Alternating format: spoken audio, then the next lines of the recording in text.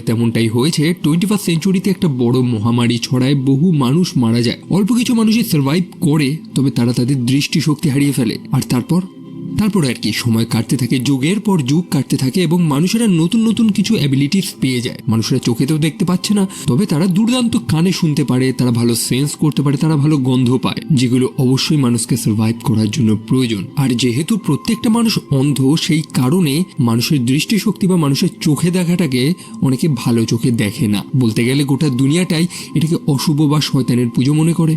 Obviously এটাই তো fact. প্রত্যেকটা মানুষ যেখানে অন্ধ, সেখানে যদি একজন চোখে দেখতে পায়, তাহলে কি তার অ্যাডভান্টেজ বেশি থাকবে? সে সহজেই বাকি লোকেদের হারিয়ে দিতে পারবে, যেটা থেকেই সেই অন্ধ মানুষগুলো তো ভয় পায়। এবং এমনও কথা শোনা যাচ্ছে যে মানুষের দৃষ্টি নাকি আবার ফিরে আসছে, বহু ছেলেপেলে জন্ম নিচ্ছে যারা চোখে দেখতে পাচ্ছে। আর সেটারই ভয় করে পায়ান সাম্রাজ্যের রানী কিছু সৈন্যদের পাঠিয়েছে সেই মানুষগুলোকে হত্যা করার জন্য যারা চোখে দেখতে পায়। এদেরকে আবার উইচ ফাইন্ডার বলা হয়। বাট কে জানতো যে সেই পায়ান সাম্রাজ্যের রানী অর্থাৎ কুইন কেন, সে এক টাইপের পাগল, তার মাথায় সমস্যা রয়েছে। এমনকি তার রাজ্যের বিশেষজ্ঞরাও তার এগেনস্টে চলে যায়, তার বিপক্ষে কথা বলতে থাকে। সে তার নিজের সাপোর্ট হারিয়ে ফেলে, সেই কারণেই তো সে তার নিজেরই সাম্রাজ্যটাকে সম্পূর্ণ জলে ভাসিয়ে দেয়।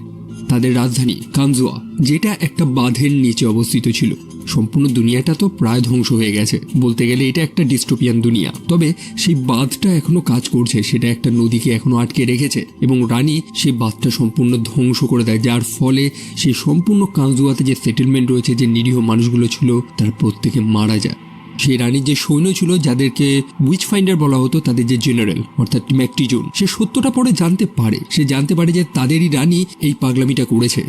যে সৈন্যগুলো রানীর আদেশ শুনে এতদিন ধরে ঘর ছাড়া হয়ে রয়েছে, তারা যখন জানতে পারবে যে তাদের ঘরের আর কোনো অস্তিত্বই নেই, সব ধ্বংস হয়ে গেছে, তখন ব্যাপারটা কেমন হবে? তবে রানী সেই ম্যাকটিজুন তাকেও ছাড় দেয়নি। বাট স্টোরি এইটুকুনি তো না, সেই রানীর একটা ছোট বোন ছিল, যার নাম হচ্ছে প্রিন্সেস মার্গারেট।